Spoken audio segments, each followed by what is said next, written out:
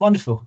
Well, look, what I aim to do is probably talk for, I don't know, half an hour, 45 minutes, something like that. But at any point, just feel free to put your hand up and ask questions. This is, and we'll definitely have time at the end to just discuss next steps and if there's any, questions, thoughts about what we should be doing. But actually, this network, um, the geographical footprint is Wessex, so Wessex is Dorset, Hampshire and the Isle of Wight. And many of you have very kindly already sculpted what this network is hoping to achieve. So we circulated a survey a couple of months ago, which many of you answered. We had 22 responses just from people within our network, so you guys. And I think what's great is that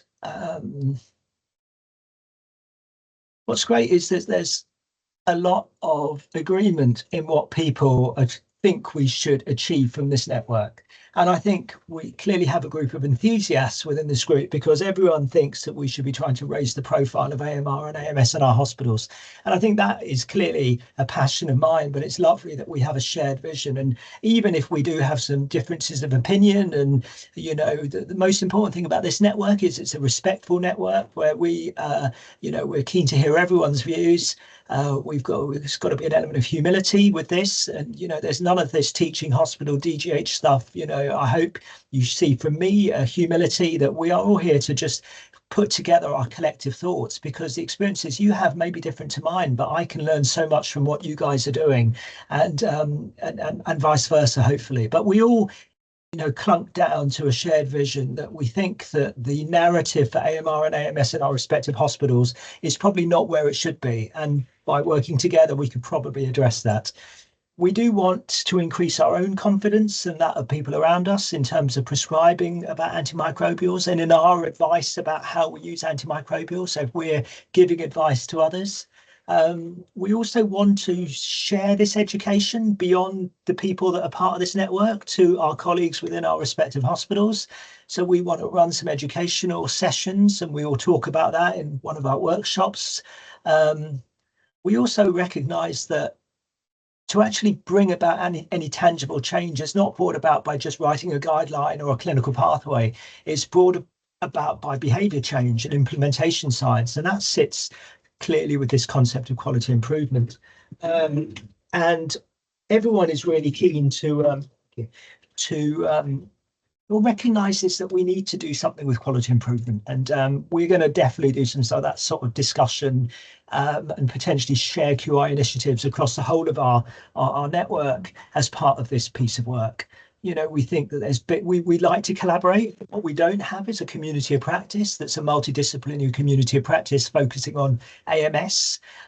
We've got an ID network, but that's a loose association of people that meet sporadically. I think having a community of practice is clearly something people want, and we also want to not just share what we're doing across our patch, but actually sort of sing about it nationally and inform how things are being done across the country. And many of you will know I lead a programme called Healthier Together, and Wessex has very much led the way for lots of other bits of the country.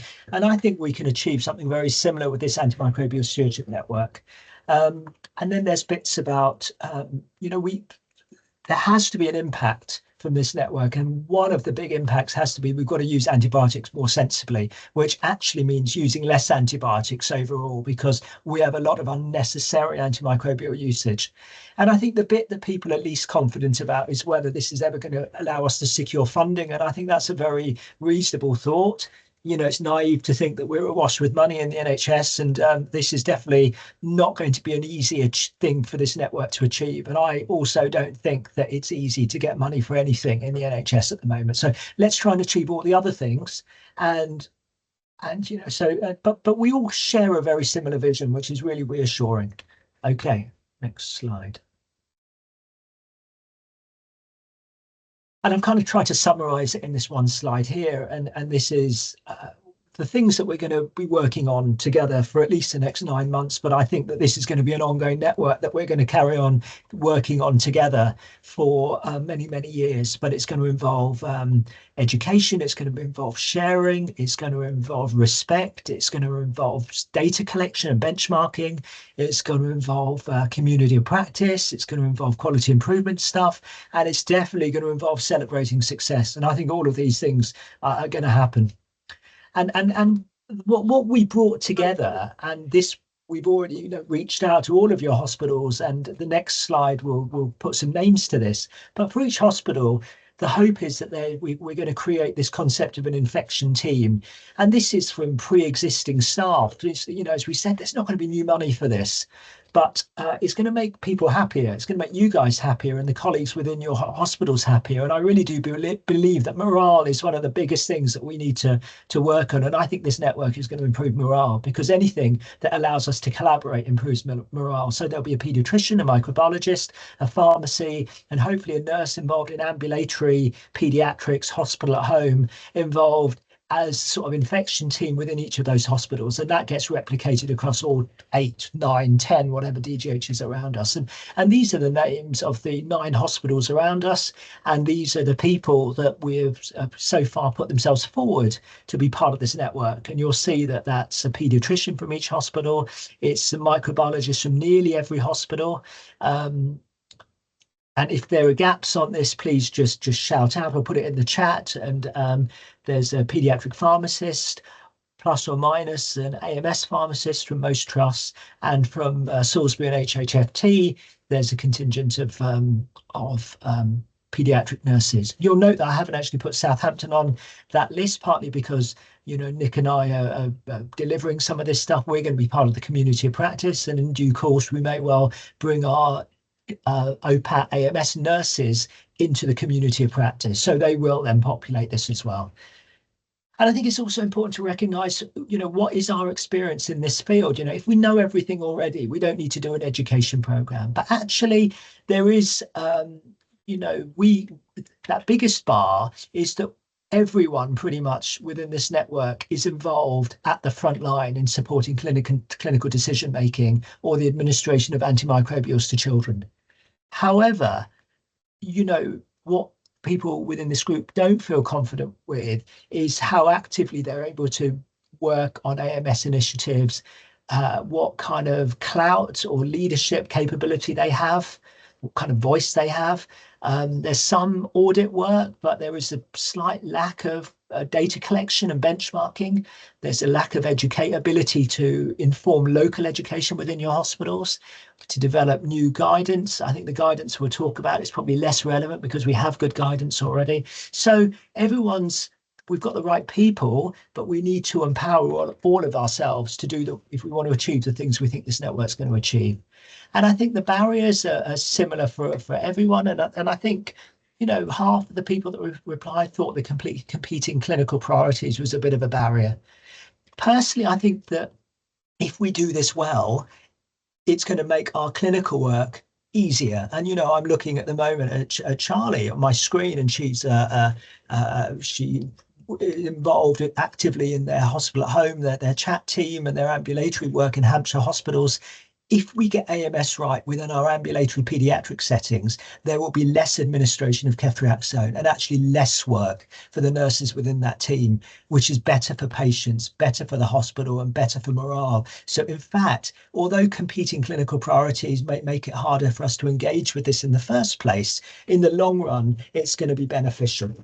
I'm just going to plug in my headset, and my colleague's about to appear.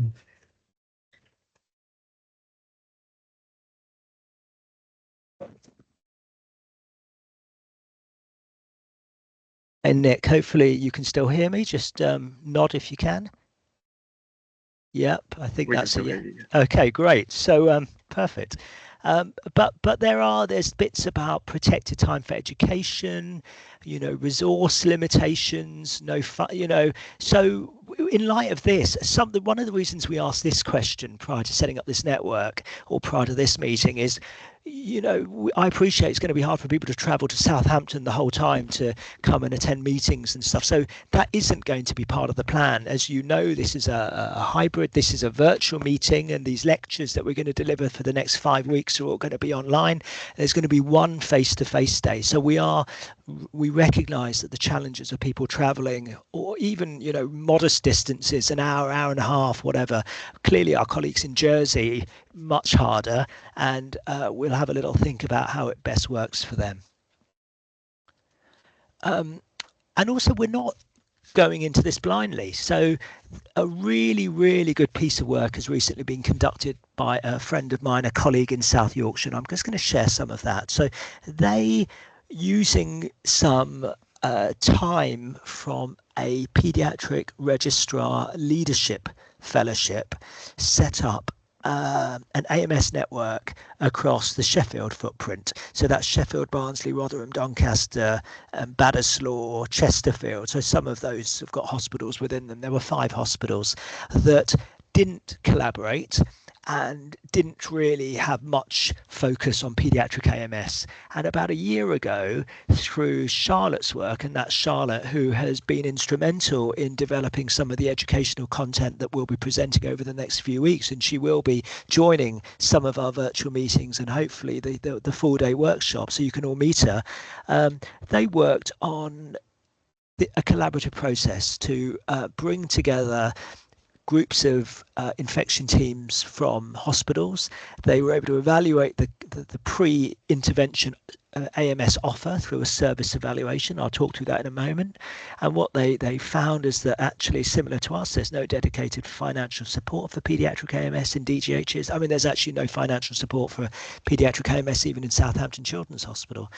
Very little representation on the AMS committees for the trust, although AMS and AMR is a trust reportable metric. Many of them had staff shortages in microbiology. I think we face some of that with some of our hospitals across this network. No staff capacity to provide routine AMS contact on the ward. So this speaks to that kind of prospective feedback and an audit, that kind of handshake stewardship that we kind of ideally should be considering if we can on our wards, and it's what we do in Southampton. So they found lots of stuff that they wanted, they thought people could try and improve, and actually, they created a very nice audit tool with these AMS quality indicators, and found that actually in paediatrics, in less than half of them were being met, and actually adult AMS is kind of considerably more advanced than paediatric AMS, and barriers with staff time and funding and resources, and so what they set about doing is trying to win over hearts and minds, which is what we're trying to do with our network. And they got a group of microbiologists, paediatricians and pharmacists from each of those hospitals together. Charlotte would often, in fact, go to those hospitals. We don't have that sort of capacity within our network for us from Southampton to come to each of your hospitals, and we have more hospitals than they had. But they involved those staffing groups, and they worked on guideline development, actually not development, but implementation of currently available guidelines, national guidelines. They worked on some kind of data collection, point prevalence surveys and benchmarking. They did a bit of education within each of those hospitals, and they promoted QI initiatives. And the impact of this, and they then created they met bi-monthly, so every other month, and they did a lot of co-design and collaboration for regional interventions.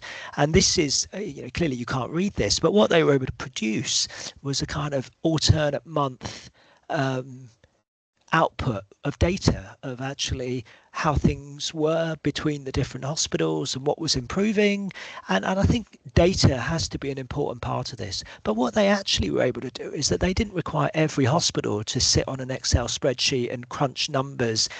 Obviously, people from each of those hospitals, often the pharmacists, would perform an audit of children on antibiotics. They'd put it into a form, which would then be sent to a central place. So that was Sheffield, where a data analyst in Sheffield would compile it, and allow an output that showed everyone's data together. And that's the vision for this network as well. That's exactly what we're going to be doing. We're not going to have to spend hours on analysis because we're going to centralize some of that work. And what they found, and this is IV to oral switch, it's in the percentage of children still receiving IV antibiotics when they should have been switched, is that with this kind of work, they massively reduced the amount of IV antibiotic use and were switching children in a more timely fashion. There are also people, and this was nursing attitudes before and after the education, that they just felt more confident. They understood AMR, they knew what the term meant, they felt more they felt engaged, that it was part of their business, part of their responsibility. It's all of our responsibility. They felt more confident in challenging prescriptions. And I think this has always been a big issue, that nurses often feel very disempowered when it comes to challenging prescriptions. And we really have to change that narrative across Wessex, as they have done in Sheffield. And they just felt more knowledgeable about how antimicrobials should be used. And they did some kind of confidence bit for prescribers. So this was not nurses, but this was the doctors or AMPs, and a very similar kind of improvement in knowledge. So education does help. I don't think that a single education intervention then holds its impact. And if you then repeated this a year later, I suspect it would have returned straight back to where it was. But, it shows that if you start this kind of process and maintain it, we can have a tangible impact on how our colleagues, both prescribers and nurses, their attitudes towards antimicrobials, and moving away from that just prescribe just in case and just continue IV antibiotics just because they seem to be getting better. And this was some other data, and we'll be actually collecting similar data, and the indications, are better documented, the duration better documented, the collecting of proper samples before starting antibiotics is better done, and actually guideline adherence was pretty good both times around. So loads of improvements when you get these kinds of networks in place, and I'm very confident we will see a similar impact of this network. And although this is a pretty messy slide, this is the annual service evaluation, the thing that I showed near the beginning, where they showed what's our starting point with the attitudes towards paediatric AMS within our hospital, in terms of how we're recognised within the trust, what kind of education we do, whether we collect data, whether we feed it back to prescribers. And pre the intervention in Sheffield, in that part of the country, I said about 50% of these standards were being met, and and that increased significantly, and continues to increase as their network matures. So I really think that we're going to see these kinds of improvements with this network. And I've spoken about morale a few times, only because I really do think it's the single most important thing that we should be focusing on in healthcare.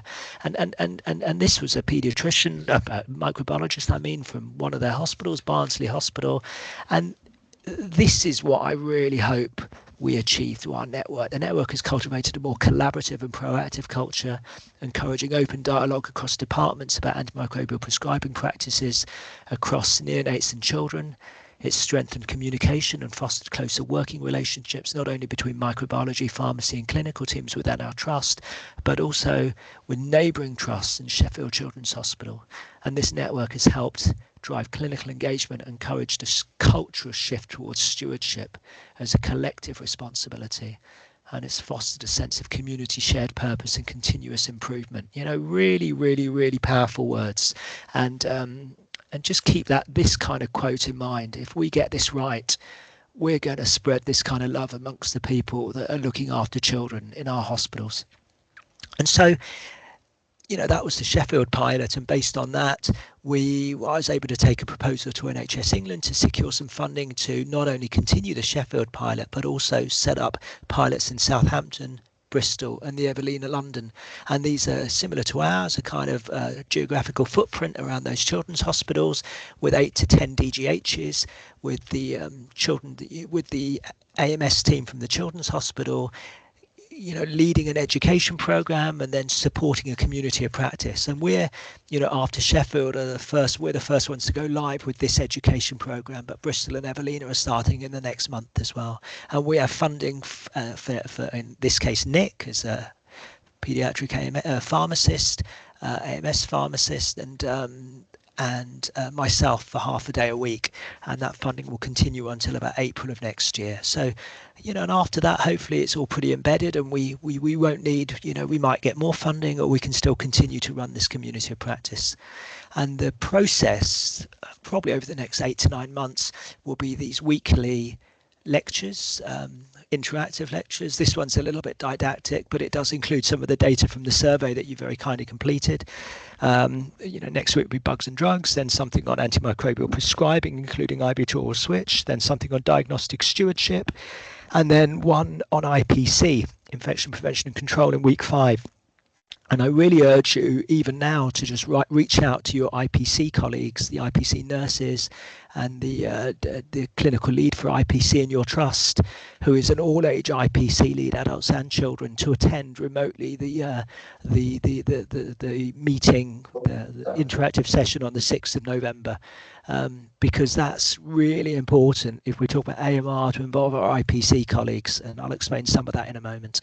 And then we have a full day of face-to-face workshops that's towards the end of November, which will have workshops on behaviour change, on metrics and benchmarking, something on quality improvement, guidelines, education, currently available resources, and then something about how you might use data to try and secure funding and advocate for, carved out time to do some of this work in your hospitals. And clearly that has to involve a sort of a business case, and we'll talk about some of the business case cost saving calculators we've already developed. And then we're going to meet every month virtually as an MDT to just touch base and support each other and share good practice and talk through data. And then we're hopefully going to have a celebratory event, which may be hybrid, face-to-face or virtual, in March next year. So that's the kind of vision of how we're going to move forwards as a network, and then hopefully our network will be embedded. So I'm probably going to spend the next kind of 20 minutes to just talk a bit about the background about AMR in children. So what do we know about AMR trends? And some of you know more than others, and some of you are microbiologists and etc. But let's this is obviously a map of Europe, and this is a map of Europe from 2009, looking at some of the most resistant organisms we have. These are gram-negative organisms, and this is a bug called Klebsiella pneumoniae. It's which can cause UTIs and colitis and stuff like that. But in children, predominantly UTIs or central line associated bloodstream infections, but ones that are resistant to meropenem. And many of you know meropenem is one of our last line antibiotics. So as soon as you've got resistance to meropenem, many of us feel very uneasy. And in 2009, you'll see that Greece, and red is high levels of resistance and green is low levels of resistance.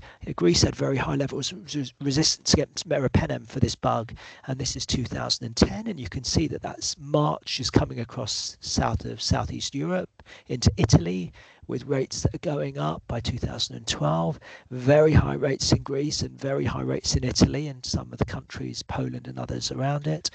And then by 2014, and although this is a slightly different, but this includes Russia now as well, what you can see is that spread has got all the way to Portugal, Spain, but also some of our highest rates are in low and middle income countries and Eastern Europe. And so if I had a global map, you'd see India and many of those countries, the Middle East, very high rates of antimicrobial resistance. And the reason that's relevant is that we have international tourism and international, people from all around the world living in this country. So we have people coming back with many of these organisms. So we have to be very mindful about antimicrobial resistance, and it's naturally going to go up, up and up.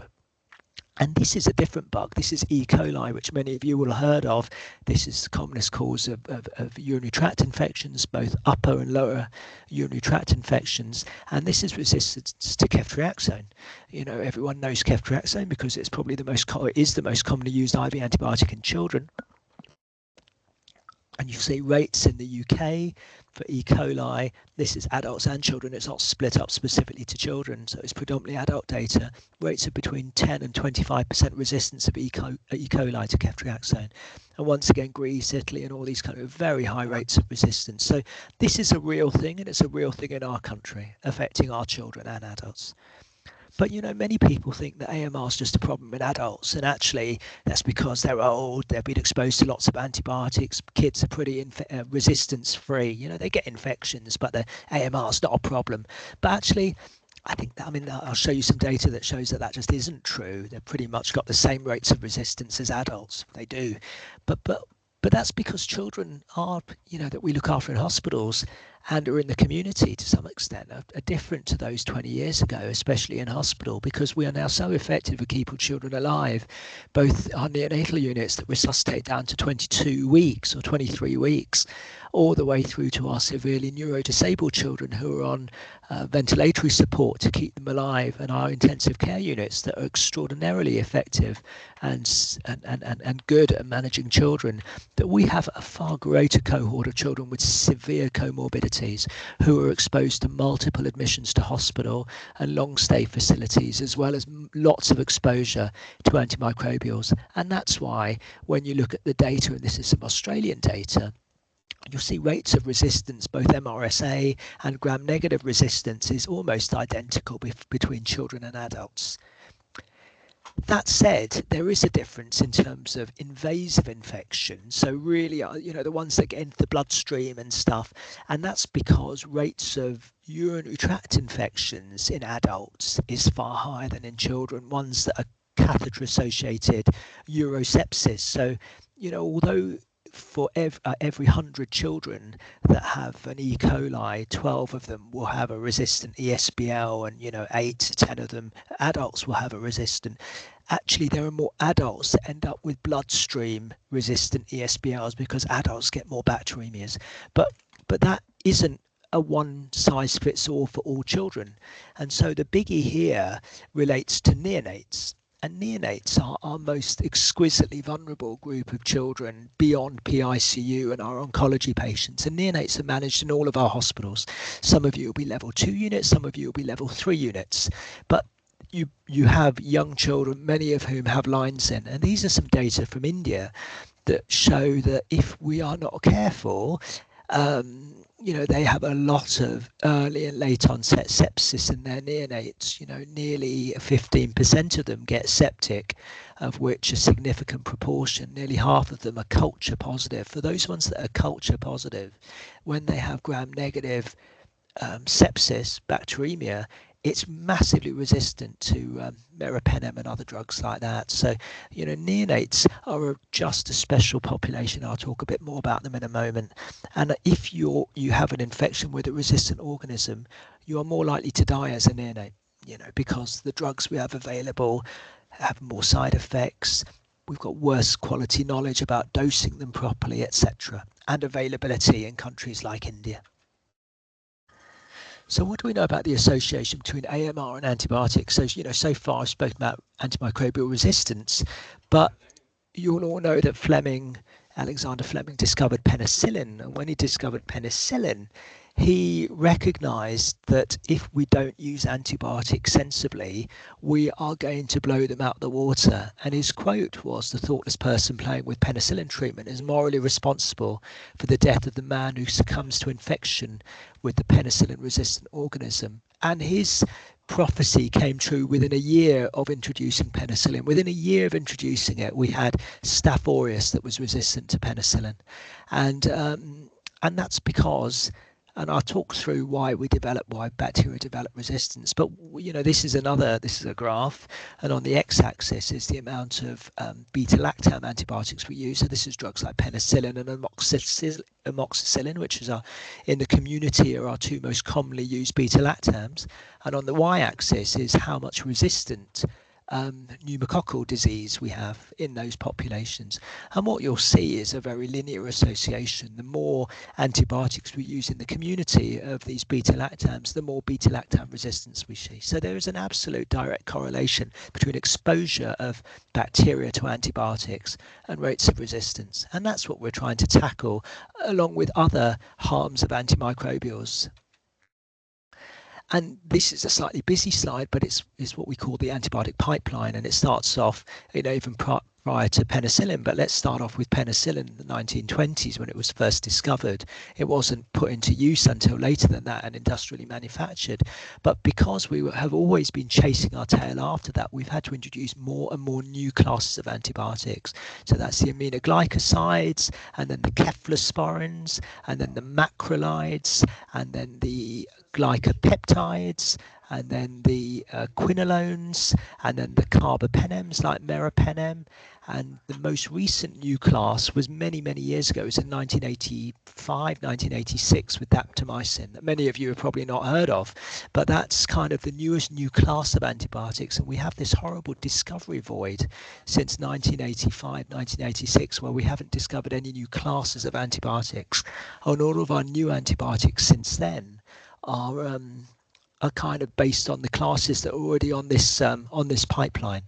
So that's why we're taking this seriously, because we don't have a cupboard full of new drugs that when the current ones run out, we've got a whole load of extra drugs we can move to. That's why we have to use this limited resource, which, you know, antibiotics have saved countless millions of lives across the world. We have to use this wisely. And this sort of explains why you develop resistance. So when in our bodies we have more bacteria than we have human cells, we've got at least 10 times as many. And that is a combination of bacteria that are sensitive and resistant to different antibiotics. And if you expose that population of bacteria to broad spectrum antibiotics, you kind of get rid of all the sensitive ones and you offer a selective advantage to the ones that are resistant. And that's no different to the theory of evolution. You know, if there's an evolutionary advantage for a bacteria that's resistant, then it will succeed where others fail. And that's why we drive resistance. And this is a lovely study. This is adult data, but it just shows what happens if we use unnecessarily broad spectrum antibiotics. So this was 7,000, nearly 8,000 adults admitted with gram-negative sepsis in the 2010s to an intensive care unit in America or somewhere, and they had samples taken on admission and after 3 days of being on the unit, and 10% of them developed a new gram-negative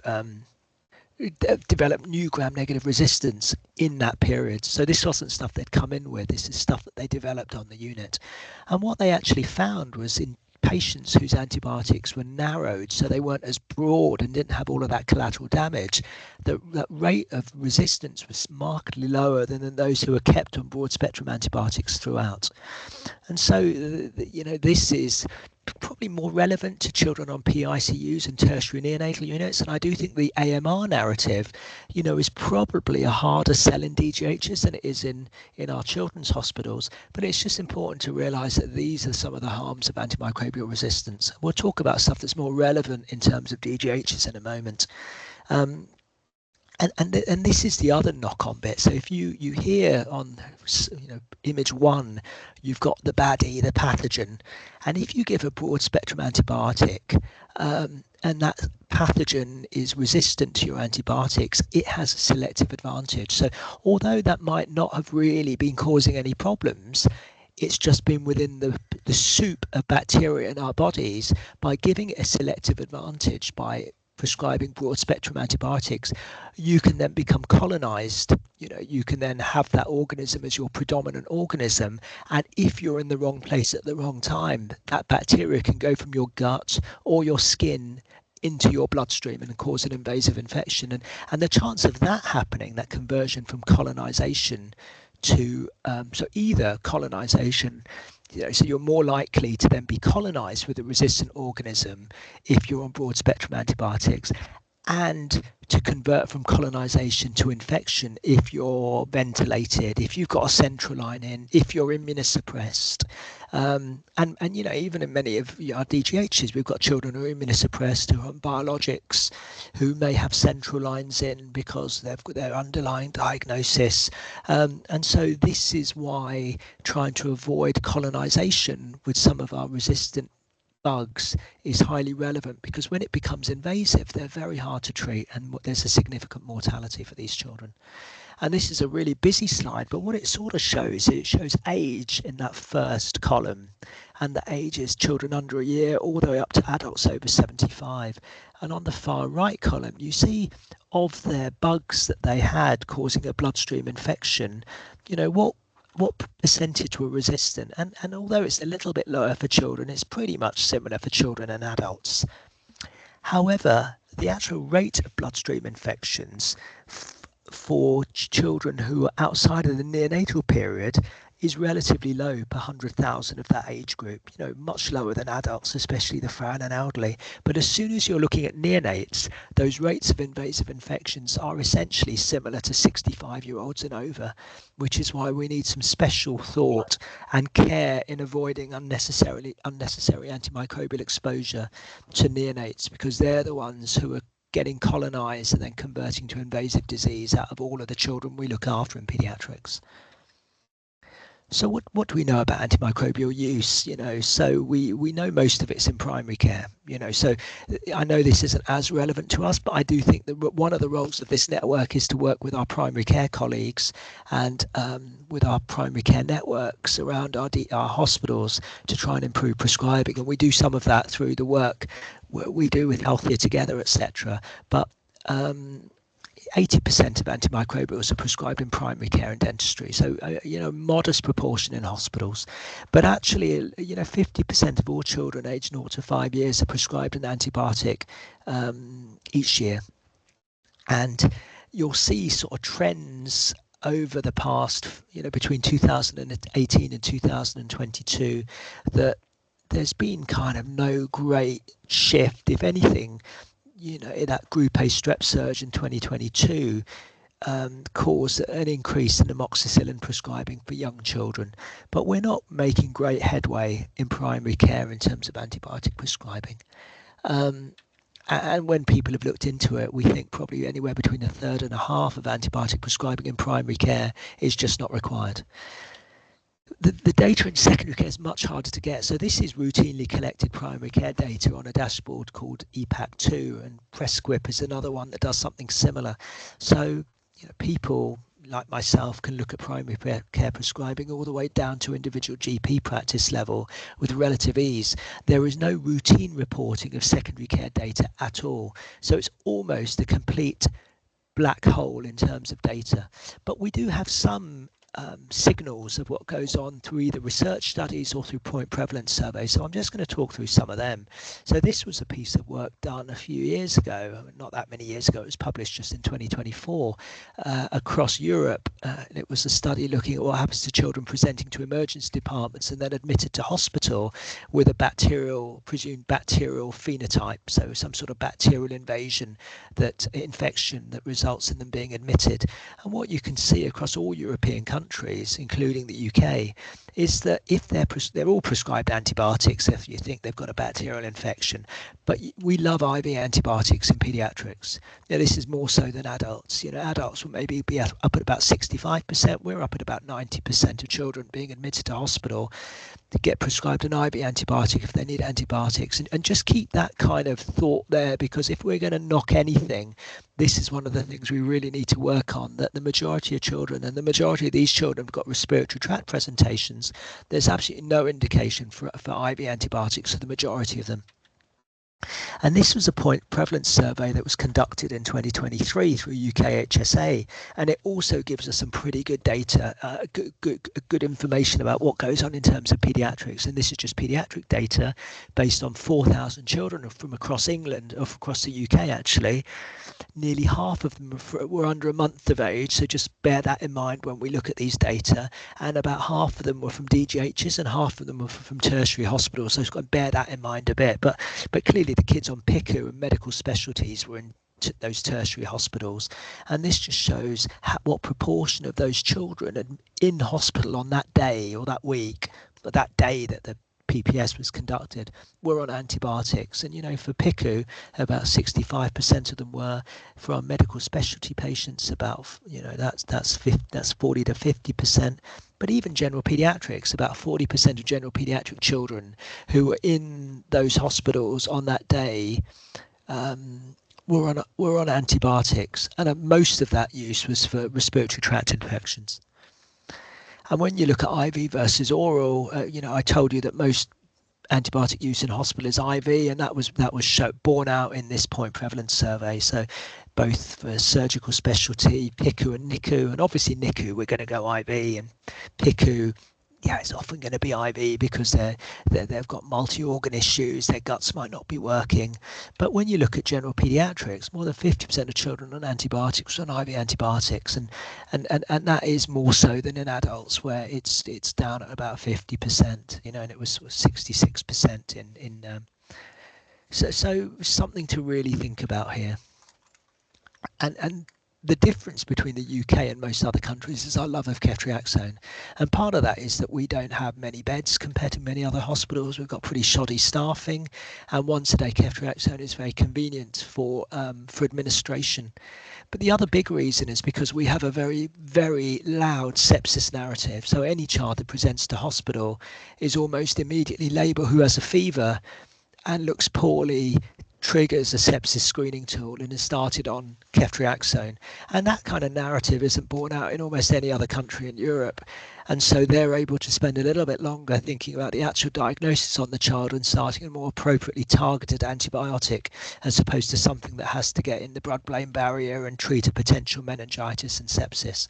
And I think that's another thing that we are nationally and locally going to be working on, how we only start antibiotics within the first hour on overwhelmingly septic, hemodynamically unstable children who need to go to PHDU or PICU, and how we have a more permissive 3-hour approach for all other children with infection, because there is no evidence that starting them immediately on antibiotics has any impact on outcomes, and all it does is just blow our antibiotic use and start them all on IV antibiotics when many of them don't need antibiotics at all. So what are we trying to achieve? And what we're trying to achieve is this term called antimicrobial stewardship, and we're trying to achieve at least these 3 goals. One is to optimize how we use antimicrobial therapy in terms of the right choice of antimicrobial. Firstly, whether they need them or not. If they need them, which antimicrobial antibiotic we use, that we use the right dose, we don't underdose, and we don't overdose, and that we go for the appropriate use. And this is where this IV to oral switch stuff's going to come in a moment. We need to minimize harm from antimicrobials, both in terms of interactions and therapeutic drug monitoring, and obviously VANC and GENT and things like that we're very careful with. And then we're trying to minimise the development of resistance, antimicrobial resistance in children, and that's where our IPC colleagues come in as well. And actually, we've got really good evidence on how we can achieve those 3 goals, and we can achieve them through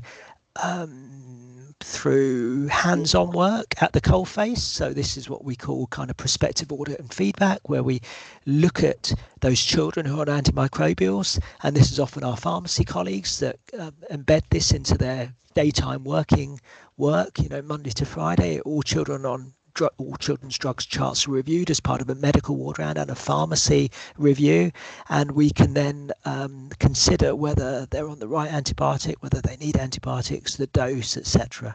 And so that really does work, and if you do that effectively, you can have a big impact on antimicrobial use. You obviously need to, that is a proactive process, but ideally you want things done right first time without our input. And this is where we have to make sure that our prescribers have access to really good quality, evidence-based, accessible infection guidance. And we have that. We've had it across Wessex, and we now use the national UK PAS guidance. I'll talk about more in subsequent sessions. And we also need to have them give them access to clinical pathways about infection phenotypes, like fever in the baby under 3 months, or the child with a preceptal cellulitis, or with orbital, or with osteomyelitis, or with lymph node abscess, or whatever. All of that stuff we need to improve the quality of decision making, and we have those national pathways, and we'll showcase them at some point. We know that benchmarking works. We know that if we don't actually measure what we're doing, we have no chance of identifying where those problems lie and then trying to tackle them. And then most importantly, doing that in partnership with those frontline clinicians and feeding data back to them. We know education helps, and we also know that quality improvement projects which engage those frontline clinicians and empower them are probably the most effective way of embedding some of this stuff. And this is a busy slide, and I'll share that, all of these slides are going to be shared, but we have microbiologists, pediatricians, nurses and pharmacists, and we all bring unique skill sets to this collaborative work. And the things that a pediatrician bring are different to the things a pharmacist bring. That's why when Nick and I work together, it's so powerful, because Nick's understanding of antimicrobials, of dosing, of therapeutic drug monitoring, and his obsession with data and point prevalence survey data and benchmarking is very different to my ability to think about differential diagnoses and getting the diagnosis right, and my ability to potentially negotiate with people and try and win hearts and minds. Our microbiologists have got great understanding of diagnostics and great understanding of the bugs, and our nurses actually have the most impact and day-to-day involvement in patients, and they've probably got the most to gain from their timelines and their work if we can embed some of these IV to all switch work.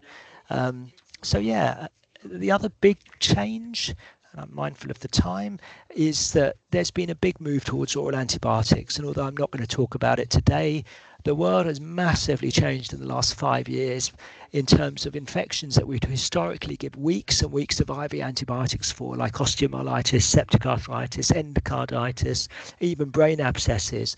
We're increasingly doing IV to all switches, and in many cases doing them very early. And even neonates is an area where people have started doing IV to all switches. So, we've got to be practicing evidence-based medicine, and so we're going to talk through some of that evidence in subsequent sessions and hopefully our face-to-face work.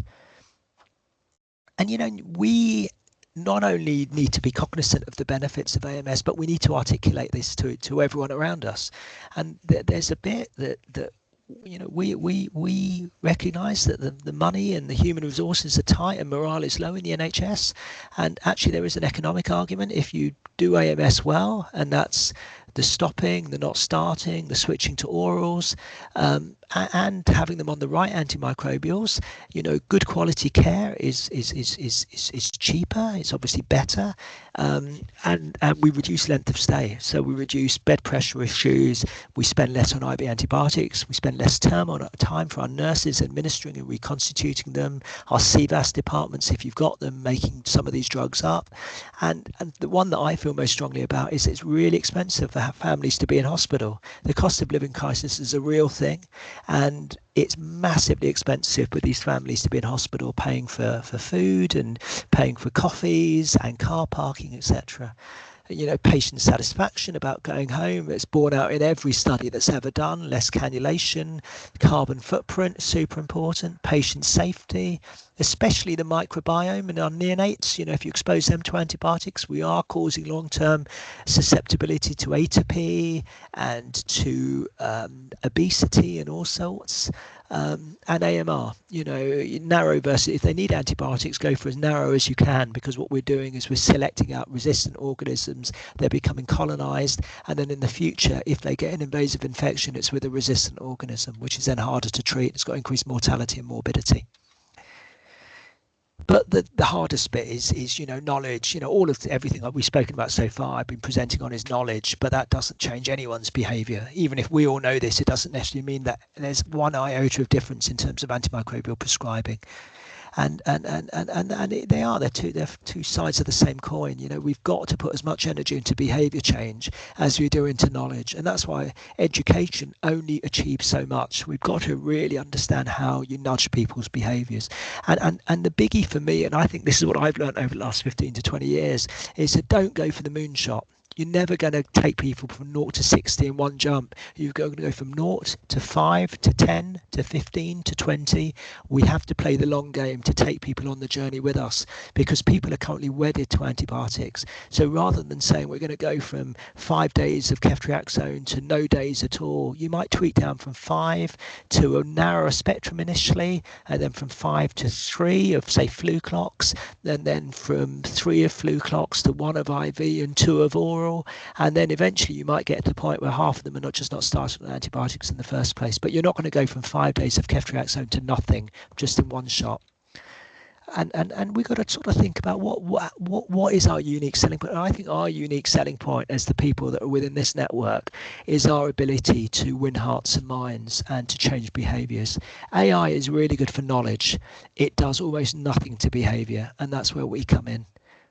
And that's this concept of the implementation gap. You know, we've got loads of knowledge, and yet when we look at our practices and when we start doing these point prevalence surveys, we're going to find that our actual behaviours and prescribing practices in no way reflect the extraordinary evidence that we've got supporting antimicrobial prescribing in children. And these are some data to do with pneumonia. CAP is community-acquired pneumonia, and there's really good evidence that you can just give oral antibiotics as long as the gut's working and they're not overwhelmingly septic on PICU. And they're not vomiting excessively, you know, so most children are absolutely fine with orals. And yet this is American data from about 47 different hospitals, the children admitted with a community-acquired pneumonia, and that was admissions predominantly for either for oxygen, and only 43% of their total antibiotics days were given orally. And also there was massive variation between those that were exclusively orally managed, which nearly all of these children should have been. You know, 70 to 80% of these should have been exclusively orally. And our data in Wessex will be nearly all of them. None of them will be, no child in Wessex, I suspect, who gets admitted with a community-acquired pneumonia. And I'm not talking about an empyema needing a chest drain and stuff. I'm talking about your bog standard, some chest x-ray changes, maybe a raised CRP, fever, and needing some oxygen. All of them are started by ED or by general paediatrics on IV antibiotics, and that we need to work on. And so what are the sort of principles of behaviour change? We've got to make it easy. You know, it's a bit like flu jabs. If you go around and you literally have to stick your arm out and you get the jab, you're much more likely to have it than if you've got to go all the way to occupational health and stand in a queue for an hour, fill in 20 forms. And it's the same with this. You know, don't make people reinvent the wheel. Let's share good practice using existing infrastructure. We're not going to have more staff. We're not going to get funding for a big AMS team.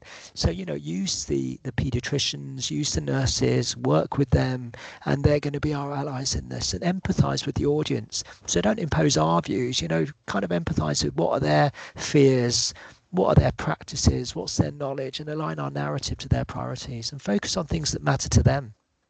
Start with some wins and empathise with their emotions. You know, people are risk averse, they like to conform, they're change averse, they're competitive, and that's where data collection and benchmarking is really helpful. And make it personal, relevant to their patients and based on their data, and get them involved in collecting that data so that they trust it, and actively engage them in the change process. And yeah, this is a diagram that Charlotte created, that, you know, you've got to plan initially, start off with a topic, but make sure you get the right stakeholders involved. Find a topic that's important to them, then find out the size of the problem with some baseline measurements, then do something, but start small. You know, implement something that you all agree with, small steps, be realistic, and then use the data, see what difference it makes and show it to those stakeholders, iterate, go back, and then keep making little changes to try and improve the big thing over the long run. And that's probably how we have to work behaviour change. We can't go there. We are not the police. You know, we have to do this in a more kind, respectful way. And I think that's where people have sort of struggled with antimicrobial stewardship. They've kind of gone in heavy-handed and have sort of said, oh, you're doing it wrong. It's not about wrong or right. Let's just work together to make it better for us and our patients. We're going to, this is a bit irrelevant, but this is the that service evaluation of how we're currently engaging with AMS activities within our trusts, within our departments, and we'll do this probably as part of one of our workshops so that your teams will be together, and then we'll share those results during the workshop. And so the summary is, you know, AMR is a problem in children. We use a lot of unnecessary antibiotics, which has got impacts on costs and resistance and patient satisfaction and morale.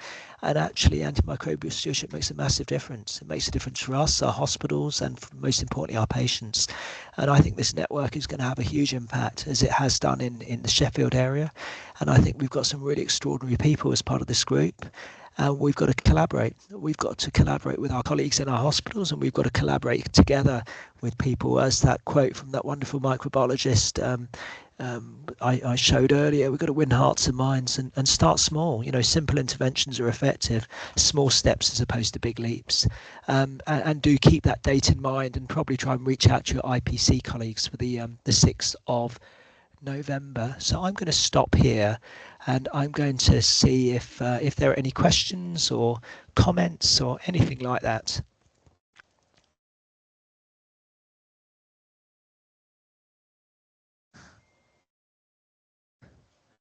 Oh, do people think that this is? I think that you all think this is something to work on. Maybe we'll reach out to our pharmacists, actually, because we've got two groups of pharmacists here. We've got paediatric pharmacists, and we've got AMS pharmacists, who are all age pharmacists that work at trust level. And I just wonder what some of the thoughts, are from our pharmacy colleagues. How that bridge is sometimes a little bit interesting between paediatric pharmacists who clearly have more confidence in antimicrobials and drugs in children, and trust AMS pharmacists who have less confidence. Just speaking about the ones we have in UHS who have very little paediatric experience. And I think we need both groups collaborating. So yeah, any thoughts about that? Maybe I'll turn to Libby first while people are thinking about that. Libby. Hello there. I just wanted to say, I think you touched on so many important points there. It was just really, really interesting. But one good thing, I can only speak for Basingstoke because that's where I work as a paediatrician. I've been there 16 years, but I'm still at sort of speciality doctor level. But I think one of the things is that people are hungry for change. So it's certainly a topic that is starting to ripple on, when we're talking about patients who've been admitted with things like pneumonia. It's definitely now becoming discussed. Well, did we really need to start them on IV antibiotics? Just because they had to come into hospital for oxygen, for example, doesn't mean they warranted IV antibiotics. And so there's definitely a hunger for this amongst certainly the clinical staff on the ground, and I think it's an area where we can make a huge difference. And maybe that's thank you for that. And I think that maybe that's almost one of our starting points. If we were to focusing on something that would be impactful, where maybe clinicians are already recognizing there's a disparity between what we're doing and what we should be doing. Maybe those children being admitted on, as I said, most of them probably don't need antibiotics at all, but going from IV ceftriaxone for, at least 48 hours to 5 days versus compared to nothing, that's too big a step. But let's start off with getting them onto orals initially, and then hopefully we can then wean that down to 3 days of orals, as the new nice guideline says for CAP, and then go from 80% of those children being on antibiotics to just 30% in time. But let's play that. That's brilliant. Thank you, Libby. Christina. Okay. Thank you. Thanks, Angie. I think for me, the most useful thing would be finding out what the extent of the issue is within our trusts, because I think for us at HHFT anyway, Libby, correct me if you think I'm wrong, but pediatrics function very independently to microbiology. There are other, within adult medicine, we're very involved. We get lots of calls, we get lots of asks for support on prescribing, whereas peds are often very independent. And personally, I don't really know what the situation is within peds in terms of prescribing and how we benchmark against other trusts, especially against somewhere like UHS, where you've got that peds ID support that we don't have in DGHs, and is our prescribing practice very different because we don't have peds ID. So I think kind of for me the most useful thing would be seeing what a prescribing is like and how we compare to other places, and then we know what the extent of the issue is, if there is one. We might find out that actually our prescribing's great, but we don't know. So it would be great to see how we compare to other places, and if there is a problem, then I think using some kind of toolkit and some kind of support on how to approach the issue and knowing what the issue is first will be really important. Yeah, I do know, Christina. I think that you're absolutely spot on. I think that until we have some data to back this up, we don't know what the size of the problem is and what the problem is. And although I have a pretty good idea what the problem is, and I think Libby has kind of alluded to it, we need the data to back that up. And we also need that benchmarking both to show trends. If we do implement anything, we need to know if it's working or not, because what works in Basingstoke is not necessarily what works in Winchester. It's what works in Salisbury. It's what works in Poole. It's different because, you know, behaviour change isn't one size fits all, but also that benchmarking between our different units is really important. I think it's a little bit challenging when you're benchmarking DGHs to Southampton, because we do have a slightly different cohort of children in Southampton. But I think if you were the benchmarking of this network with similar hospitals to each other is very powerful, and that is going to be, so we're going to definitely be doing regular point prevalence surveys, and we may also decide as a network to focus on specific presentations such as children being admitted with query community acquired pneumonia, where we collect a bigger data set, because a point prevalence survey will only probably get a small number of those children. So I think we need to be clever about what we're going to do with data, but we are going to come up with those decisions together. Christina, you still got your hand up. Go for it. It was just a follow on from that. I think just to follow up on that, I think that the data is going to be really important, but I think having a way so that we're collecting the same data in the same way so that we can actually compare it will be important, because, you know, in order to be able to actually compare how, say, Basingstoke sits versus Salisbury or whatever, just to know that we've collected the data in the same kind of robust way and we're collecting the same stuff will be important. Absolutely. So that is absolutely crucial. So we are creating, as part of all four networks, actually, where all four networks are going to use exactly the same data collection tool, so that not only can we compare Basingstoke to Winchester to Portsmouth to the Isle of Wight, but we can actually compare our network, so the Wessex network, to the Bristol network, to the South London network, the Sheffield network. As I sort of said before, you know, the data collection tool is exactly the same.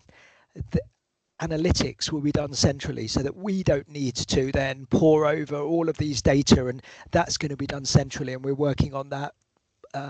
We created the data collection tool already, but we're creating something in Power BI that will allow to automatically generate reports like that slide number 4 that I showed, that will just be a Wessex readout for all of those metrics. So absolutely right, we have used the right tools. Any thoughts from a pharmacy perspective about, you know, how trust AMS pharmacists sort of support this, or whether there's the capacity? I mean, I've got a screen with all of you on, and I'm seeing Adam kind of there. You know, Adam, what are your thoughts on this? I've agreed with everything you said so far. I think it needs to be a joint thing, because I think you need to bring the paediatric expertise together with the antimicrobial expertise. So, you know, I think paediatrics, in terms of antimicrobial stewardship, or certainly locally, I think it becomes a bit of a poor cousin, and I imagine that's the same. I think there's been a lot of focus on adults, so it's nice to be able to try and shine a light on peds a little bit, and as you say, it has a big impact as well.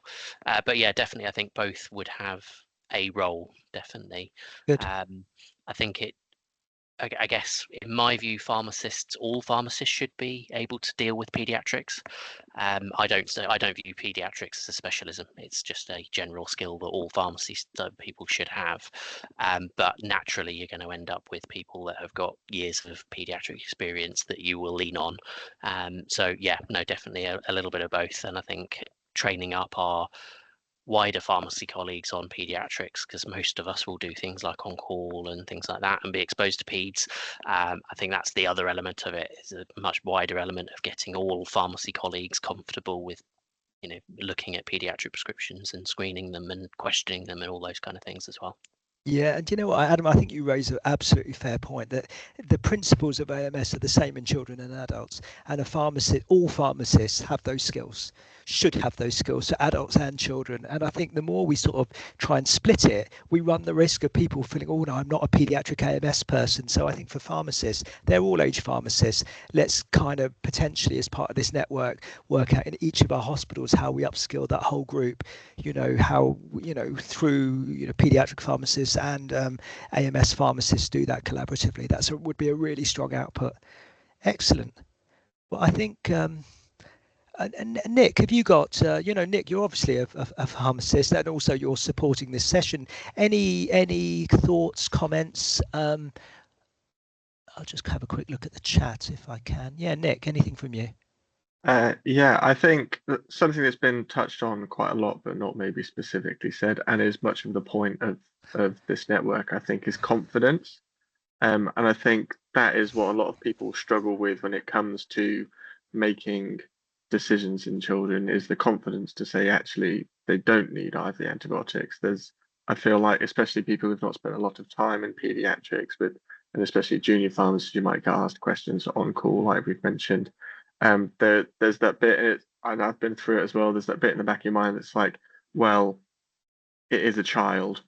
Maybe we should just lean to the side of safety, and I think that's part of the culture that we're going to have to get past. And I thought it's really interesting when someone earlier said that pediatrics is sort of working very independently of the microbiologists at their trust. And originally I thought that we don't have that same sort of divide here, but actually we do. Like I very, very rarely communicate with our antimicrobial pharmacist, and I think I've actually never had a clinical discussion about a case with our antimicrobial pharmacist. We have our MDT, and we're very lucky to be supported on PICO and NNE by yourself and the ID team. But I think there is actually still a fair divide between pediatric pharmacists and our pediatric pharmacists and AMS pharmacists at our trust as well. Yeah. No, I think there is bridging that gulf, and I can see someone, Sue Lux, put that in there. Actually, I think that would be, if this can support the work we do for all of us in our respective trusts, because that's probably one of the only funded groups that do AMS, is our trust AMS pharmacists. We haven't, as I said earlier, got any funding in AMS specifically to paediatrics. So let's kind of collaborate on that. Mel. Hi. So on the Isle of Wight, we have a slightly different setup whereby I'm the AMS pharmacist, but we don't actually have designated paediatric pharmacists. Essentially, the paediatric clinical service is guided by Southampton teams.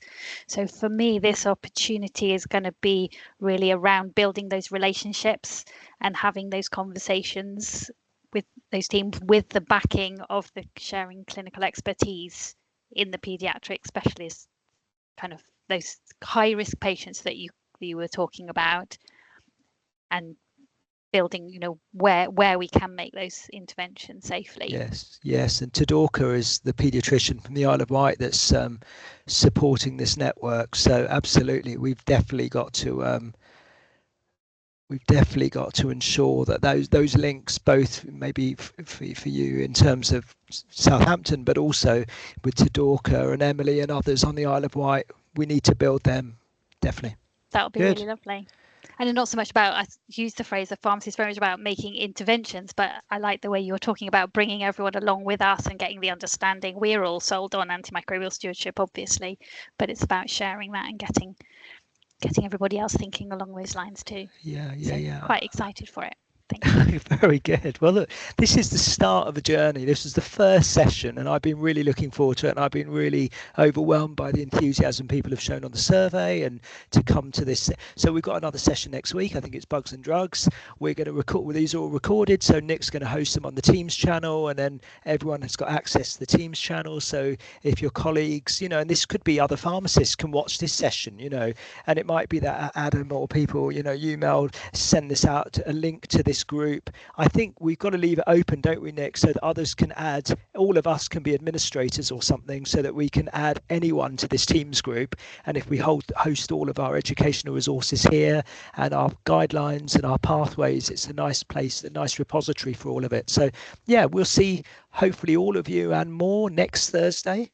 Thank you for your time. It's been absolutely brilliant, and have a lovely evening. Thank you. Bye, guys. Thanks, everyone. Bye.